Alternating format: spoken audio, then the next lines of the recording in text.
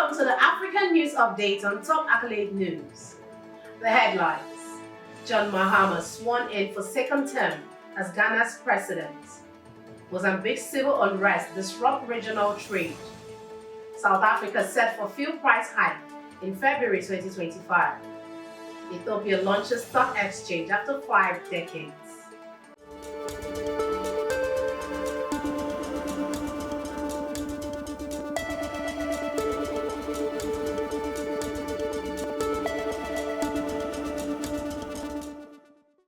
In politics, John Mahama sworn in for second term as Ghana's president. In a grand ceremony in Accra, John Mahama was sworn in for his second term as Ghana's president after winning 56% of the votes in last month's presidential election. Mahama of the National Democratic Congress defeated Vice President Mahamudu Bawumia, securing the nation's top seat once again after a gap of 8 years. The inauguration was marked by a jubilant atmosphere at Black Star Square with thousands of supporters celebrating Mahama's return to power. This new chapter also saw the swearing-in of NANNY as Ghana's first female vice president. Among the dignitaries present were Nigeria's President Bola Tinubu and leaders from across Africa, underscoring the significance of this moment in Ghana's political landscape. Mahama's return follows years of economic challenges under the outgoing President Nana Akufo-Addo's administration, and is expected to focus on national reforms, particularly in rural development. Shifting focus to economy, Mozambique's civil unrest disrupt regional trade. The ongoing civil unrest in Mozambique, sparked by disputed election in October 2024, is significantly impacting neighboring Zimbabwe, which relies on Mozambique's Beira and Maputo ports for essential imports and exports. The conflict has led to increased transportation costs, delayed shipments, and shortages of vital commodities, including fuel and fertilizers. Disruption in rail operation have hindered the movement of raw materials like chrome and lithium, as well as essential goods like fuel and grain. The unrest has also affected Zambia and Malawi, both of which depend on Mozambican trade routes. The Southern African Development Community recently held a summit to discuss the crisis and its impact on the regional trade, with leaders calling for peace and stability to restore normal operation. Still in economy, South Africa set for fuel price hike in February 2025. South African motorists are bracing for more bad news at the pumps, with fuel prices set to rise again in February 2025. According to projections from the Central Energy Fund, both petrol and diesel prices are expected to increase due to a combination of a weakened rand and rising oil prices, largely driven by unrest in the Middle East. If market conditions remain unchanged, petrol prices could rise up to 68 cents per litre, while diesel could see an increase of up to 72 cents per litre. Illuminating paraffin is also expected to rise by 53 cents. The new fuel prices will take effect from midnight on February 4, 2025. South African consumers are advised to prepare for further financial strain as global economic factors continue to push fuel costs higher. Moving on in economy, Ethiopia launches stock exchange after 5 decades. Ethiopia is making a historic move to open its first stock exchange in over 50 years, signaling a major shift in its economic strategy as it recovers from a civil war. Ethiopian Security Exchange is set to debut this Friday with a major public offering from Ethio Telecom, aiming to raise up to 30 billion birr. The government's push to attract investors comes as the country seeks to rebuild and offer job opportunities to its youth amid ongoing regional instability. However, challenges remain, including concerns over ethnic tensions and an unstable macroeconomic environment.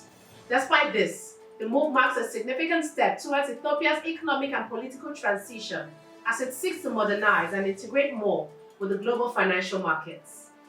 You are watching the African News Update on Top Accolade News. Do stay with us. Still to come.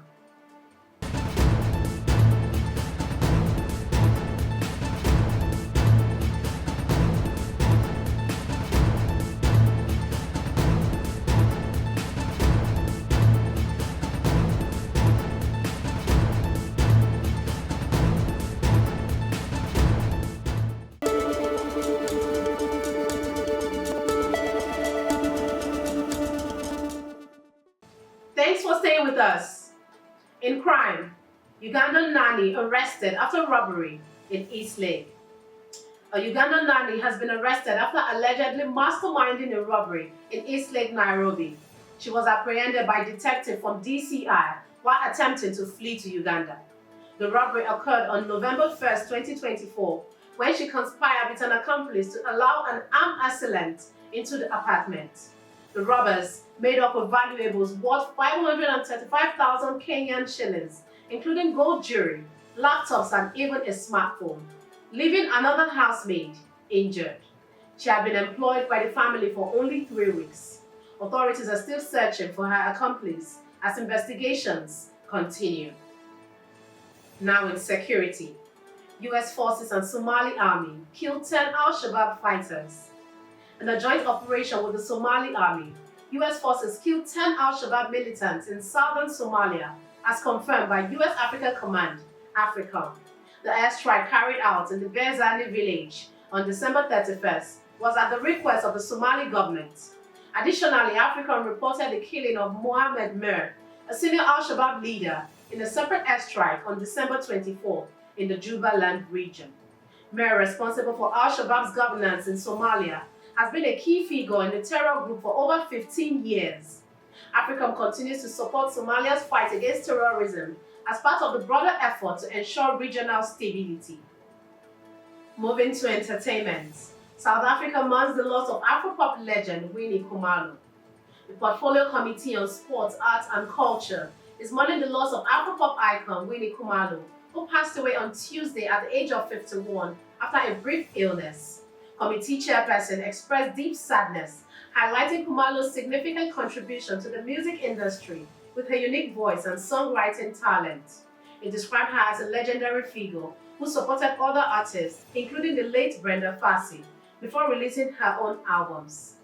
Her death, he said, marks a significant loss for the Afro-pop genre.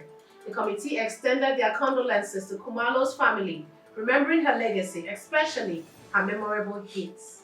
Now in sports, Zimbabwean champions equal pay for female footballers.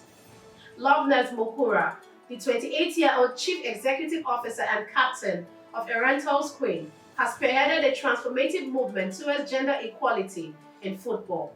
Mukura successfully campaigned for equal wages between the club's male and female players, ensuring Oriental's Queen received the same salaries, bonuses, and allowances as the male counterparts.